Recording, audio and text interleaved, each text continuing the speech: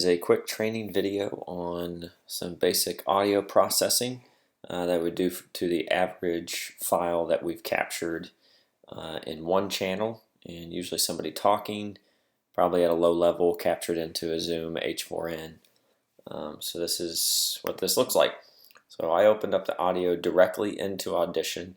Typically in a video project, I'll pull everything into Premiere, and then from Premiere you can right click on that audio file and bring it into Audition, make edits, and it translates to your timeline. But we'll do it here for simplicity. So typically we'll want to even out these levels and also raise the volume. So we're going to raise the decibels up to where you see to where nothing's hitting the top. We don't want it to peak. We can't raise any further, otherwise those will peak, but we have lots of gaps and valleys that we want to even out, that it's going to be too soft. So we're going to run compression. I have a preset saved. I can send you the settings on that.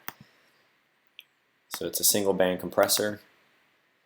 It sets the threshold at -9, so everything at -9 and above it's going to attack, and it's going to attack really heavy. So even a small little spike, it'll bring it down. No output gain, in the ratio 30:1. So that's a pretty aggressive compressor that you would not want to run like on a music track, for example. It would make it sound terrible. So we're going to hit apply. So you can see it chopped it off. On average, you're going to want to run it at least 2 times. If it's really, somebody's voice is really all over the place, up and down volume wise, you might have to run it 3 times. So I raised the volume back up, ran compression again, chopped it down, then I bring it back up. So then you can monitor that and see how that sounds. Inventory. That's what we'll be focusing on in this web series. Starting up. So what that does is that brings your top peaks down and your valleys up for a more even distribution of the volume. You can see though it's only on one channel. The first series that we're going to do is a 10.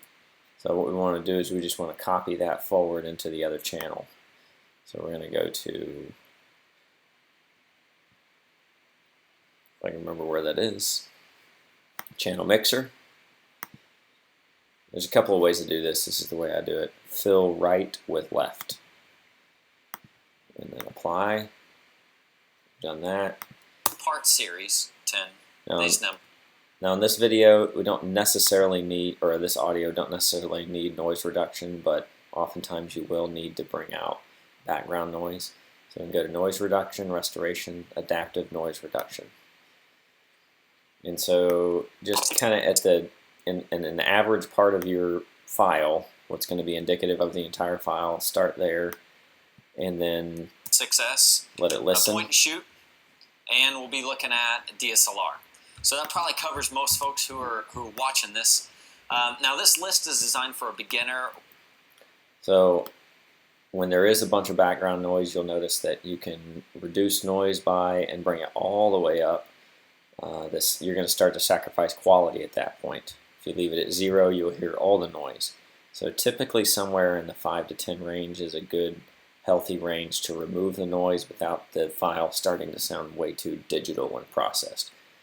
So for photo editing, it's kind of like if you're applying way too much clarity and sharpness. It makes it sharp and clear, but then you sacrifice quality. So probably somewhere around 5 to 10 dB is where we'll want to reduce that noise, and then you would click apply.